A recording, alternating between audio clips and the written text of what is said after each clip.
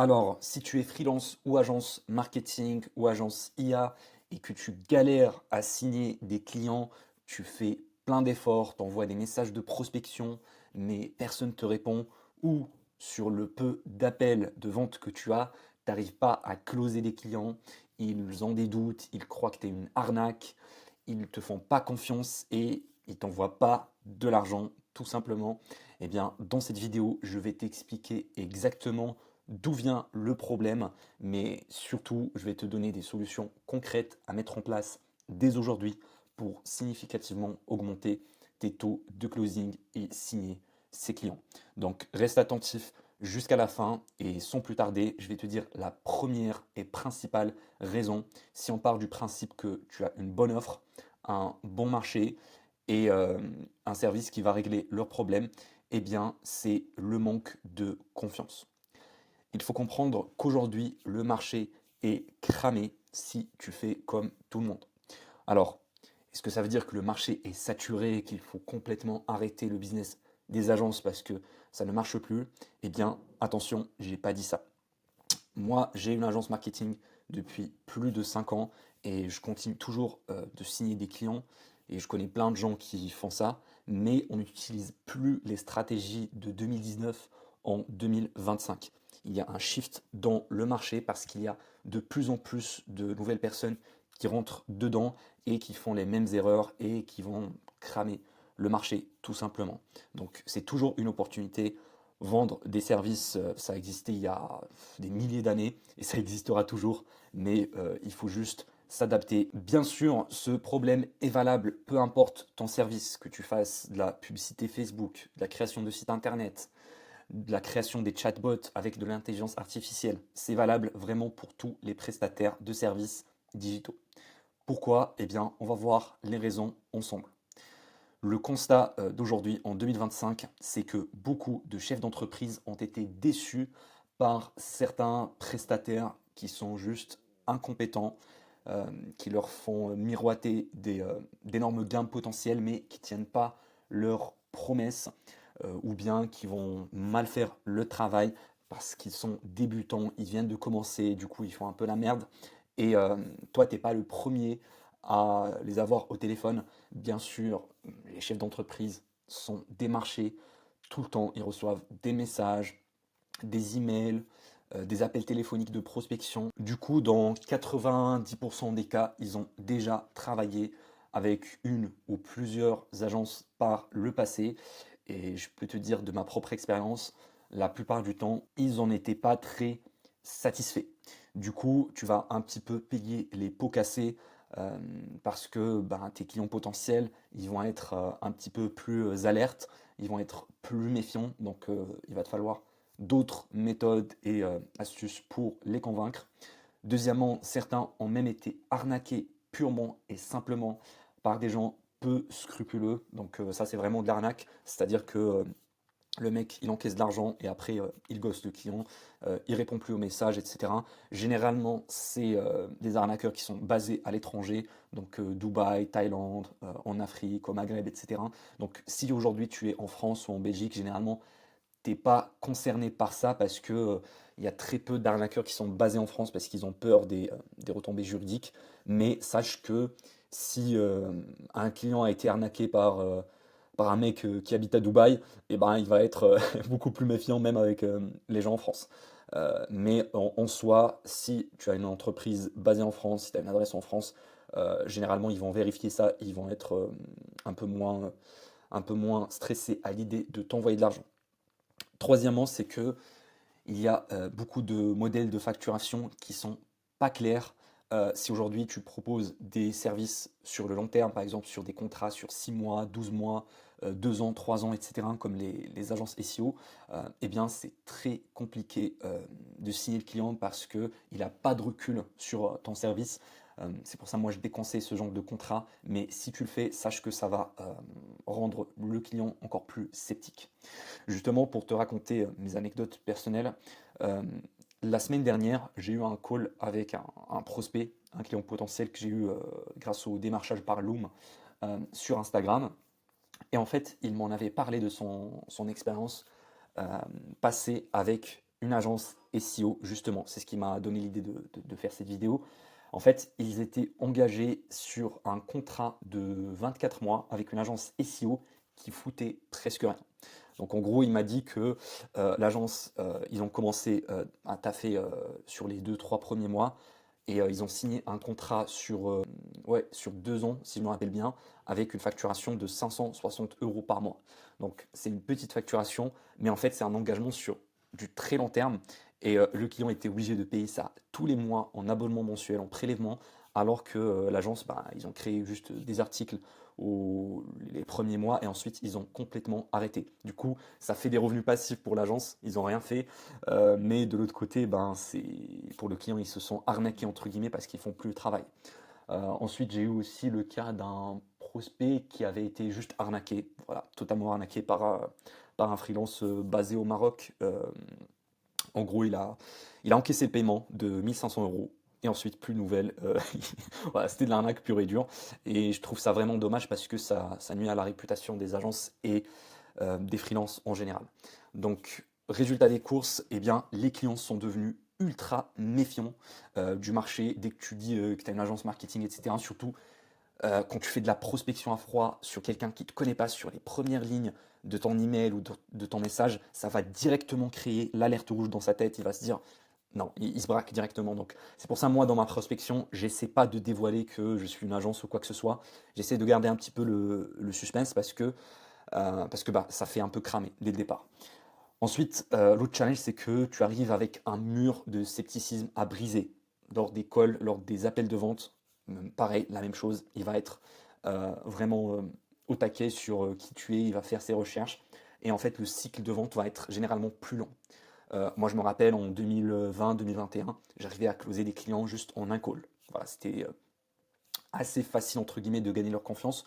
Aujourd'hui, on fait généralement 2 calls, voire même 3 appels de closing pour vraiment mettre le prospect à l'aise et pour qu'il fasse ses recherches aussi de son côté sur mon agence, sur nos résultats, etc., hein, pour qu'il prenne son temps de réflexion, alors qu'avant, le cycle de vente était beaucoup plus court. Donc ça, c'est les nouveaux challenges qu'on a en 2025. Raison pourquoi le client ne signe pas avec toi, même si tu es bon, même si tu es quelqu'un de compétent et que tu ne veux pas l'arnaquer, eh bien, c'est que tu n'inspires pas la confiance.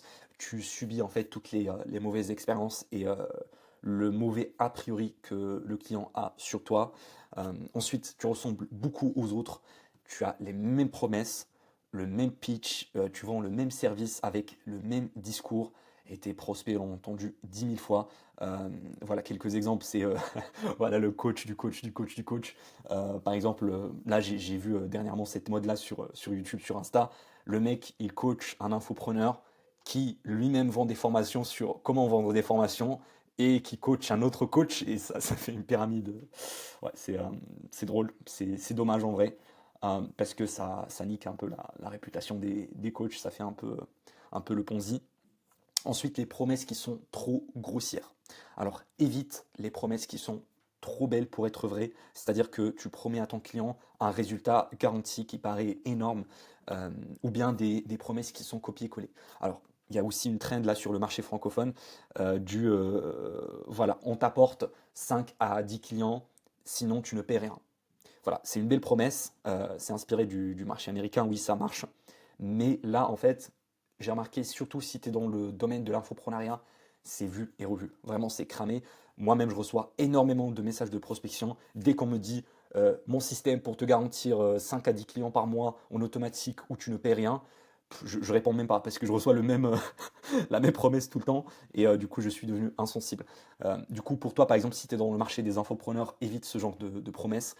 Fais un truc un peu plus light ou un truc qui est basé sur la curiosité et pas juste on te garantit 100 000 euros par mois supplémentaires où tu ne paies rien. Parce qu'en fait, quand tu dis tu ne paies rien, ça paraît sexy, mais en vrai, quand tu es en appel, parce que j'ai eu des collègues avec des vendeurs là, par curiosité, en fait, quand tu es en appel avec eux, ils te disent tu dois investir 10 000 euros et après, on verra si tu n'as pas le résultat, on te rembourse. Mais voilà, mec, je t'ai envoyé 10 000 euros. Si je t'envoie 10 000 balles, c'est mort, hein. Je suis pas sûr que tu vas me rembourser. Mais en fait, tu ne paies rien. Pour moi, c'est plus parlant de payer selon le résultat. C'est-à-dire, tu atteins X résultat, c'est là où tu es payé. Là, oui, là, je suis d'accord, c'est une bonne promesse. Mais voilà, payer comme ça d'avance et après tu me dis ouais je te rembourse si on n'a pas le résultat, voilà, c'est pas très rassurant, surtout si je te connais pas. Parce que moi en fait j'aime bien me mettre à la fois à la place du client. Ça vraiment c'est un très bon tips, mets-toi à la place du client. Le client il veut avoir le moins de risques possible. D'accord? Donc si tu lui demandes de sortir de l'argent, sache que bah, dans sa tête, ça doit être soit une somme tellement faible par rapport à la valeur que il peut même se permettre de le perdre. Voilà, soit il fait tellement de cash que voilà, il est prêt à investir et entre guillemets à risquer une petite partie de son capital. Soit ben, il est payé au résultat. Et comme ça, tu prends tous les risques sur ton agence et pas sur le client. Troisième raison, c'est que tu ne prouves rien. Surtout si tu es débutant, que tu n'as pas de preuves sociales, tu n'as pas de choses à montrer, tu n'as pas des résultats concrets, tu n'as pas des témoignages clients, tu n'as pas de formation ou de présence sur les réseaux, eh bien c'est normal que le client te fasse moins confiance. Maintenant, rassure-toi, je t'ai préparé des solutions parce que mon but, c'est pas juste de noircir le tableau, mais de trouver des solutions concrètes pour te démarquer en tant qu'agence sérieuse. Alors, la première chose, c'est montre, ne dis pas. Tu as beaucoup de gens qui parlent, qui vont promettre des chiffres, mais qui n'ont aucun résultat. Alors, je sais qu'au début, c'est très compliqué à voir, surtout si tu démarres, tu n'as pas de résultat. Dans ce cas-là, ce que je te conseille de faire, c'est limite de prendre ton premier prospect et être totalement honnête avec lui. Ça sert à rien de lui mentir. Tu dis, écoute, moi je viens de démarrer sur cette offre-là. Je vais travailler pour toi gratuitement. Pourquoi je fais ça? Eh bien, c'est bah déjà, ça va me permettre d'avoir une expérience concrète sur le terrain. Et de deux, je vais avoir un témoignage d'un client satisfait de ta part. Et crois-moi, il y en a beaucoup qui vont être réceptifs à ce message. Moi, par exemple, je préfère quelqu'un qui me dit ça que voilà, je te garantis 100 000 euros en plus de chiffre d'affaires où tu paies rien. Surtout s'il n'a pas de résultat. Donc, sois transparent, sois honnête. Tu peux commencer par les gens de ton entourage, par exemple, parce qu'ils te font plus confiance. Par exemple, si tu es dans les niches physiques, ben, tu parles à ton coiffeur, à ton garagiste, à un agent immobilier qui t'a trouvé ton appart. Voilà, tu commences avec les gens qui sont proches de toi ou les gens de ta famille, etc. pour délivrer ton service, même gratuitement. Comme ça, tu as une étude de cas et voilà des résultats concrets à montrer lors de tes appels de vente. Deuxième point, tu peux créer une offre unique qui se distingue de la masse. Alors, comment faire ça? C'est très simple. Soit tu vas demander à ChatGPT pour te générer des offres qui sont un peu extraordinaires, qui sortent de l'ordinaire, ou bien juste en parlant à des personnes de ta niche pour leur demander quel est leur objectif. Voilà, si tu parles à des garagistes, leur objectif c'est de vendre plus de pièces. Voilà, je dis n'importe quoi. Pour des agents immobiliers, c'est de trouver des prospects vendeurs, donc avoir des mandats de vente. Parce qu'ils n'ont pas trop de mal à vendre des biens, mais par contre, des gens qui veulent vendre, c'est là où il y a la douleur. En tout cas, c'est le cas sur le marché français. Donc en fait, ça commence par une compréhension de ta niche pour trouver leurs besoins et créer une offre unique qui va parler à la niche, qui va résoudre son problème. Troisième solution, tu peux faire des partenariats. Comment ça se passe? Eh bien, quand tu as un partenaire qui a déjà un portefeuille client, eh bien c'est comme si tu as déjà la confiance de ses prospects ou de ses clients. Pourquoi? Parce qu'ils ont déjà travaillé avec lui. Euh, je te donne un exemple concret. Admettons que tu as une agence de publicité. Voilà, tu veux faire de la publicité. Toi, ton truc, c'est de rester chez toi, de faire des campagnes publicitaires sur Facebook ou sur Google. Eh bien, dis-toi quels sont les autres agences ou prestataires de services qui ont tes clients idéaux et comme ça tu pourras les contacter. Eh bien, là de tête, ça peut être par exemple les photographes. Voilà, les photographes, ils sont toujours en constant contact avec des chefs d'entreprise pour leur prendre des photos, faire des shootings, etc. Et forcément, naturellement, leurs clients auront besoin potentiellement de publicité. Donc tu peux les contacter, euh, voilà, leur parler juste en tant qu'entrepreneur, juste pour connecter, aller à des événements, etc. Et pourquoi pas mettre en place une commission d'affiliation. Tu donnes par exemple 10 ou 20% de la valeur du contrat à ce prestataire s'il te recommande auprès de ses clients existants. Et puis pareil, dès que tu as des clients, tu leur demandes des recommandations contre une commission. C'est ce que je fais personnellement. Ensuite, l'autre solution, c'est d'enlever tout le risque du côté du client, comme on avait dit précédemment. Par exemple, être payé uniquement au résultat. Si tu fais de la génération de leads, par exemple, c'est d'être payé au lead à la fin du mois, une fois que le résultat sera obtenu, et enlever les frais de setup, ne pas mettre en place de frais de mise en place pour le client. Comme ça, tu vas... En fait, il faut juste enlever un maximum de barrières dans la tête du prospect. Il va se dire, ok, j'ai rien à perdre à travailler avec eux. Dans le meilleur des cas, je vais gagner, et dans le pire des cas, je vais rien perdre. Voilà, c'est ça l'objectif. Ensuite, tu peux éduquer au lieu de vendre. En fait, tu as beaucoup de prospects aussi qui voient par exemple l'intelligence artificielle ou le marketing digital comme quelque chose de mystique. Voilà, ils ne comprennent pas trop. Et ben dans ce cas-là, si tu prends le temps de les former, voilà, tu leur fais une visioconférence d'une heure ou deux pour expliquer comment tu vas leur apporter le résultat escompté, eh bien, ils vont déjà avoir de la gratitude. En fait, c'est le principe de réciprocité. Tu vas leur apporter tellement de valeur qu'ils voudront en fait te la rendre pareil et ils vont te faire confiance en tant qu'autorité sur ton marché. Bien sûr, ça, faut le prendre avec des pincettes, juste avec des clients qui sont prêts à apprendre. Voilà, parce que tu en as qui veulent juste déléguer à 100%, ils veulent même pas tout comprendre. Voilà, donc c'est au cas par cas. Et puis, dernièrement, avoir une attitude professionnelle, avoir un site web épuré. Voilà, c'est fini. Voilà, à l'époque où on n'avait pas de site, on se lançait comme ça directement en tant que nobody. Aujourd'hui, voilà, tous tes prospects, ils vont aller taper ton nom, ton prénom sur Internet, ils vont aller checker des articles sur toi, euh, ils vont faire énormément de recherches avant de prendre ta prestation. Donc voilà, avoir un site web, faire du SEO, faire écrire des articles à propos de ton agence, à propos de tes prestations sur d'autres sites partenaires, comme ça tu as plus de référencement et les gens vont tomber sur des articles sur toi. Et aussi avoir des réseaux sociaux établis. Voilà, tu crées un compte TikTok, un compte Instagram, voire même une chaîne YouTube pour ton agence. Le but ici, en fait, c'est pas juste d'avoir des réseaux pro en tant qu'agence sans jamais montrer ta tête.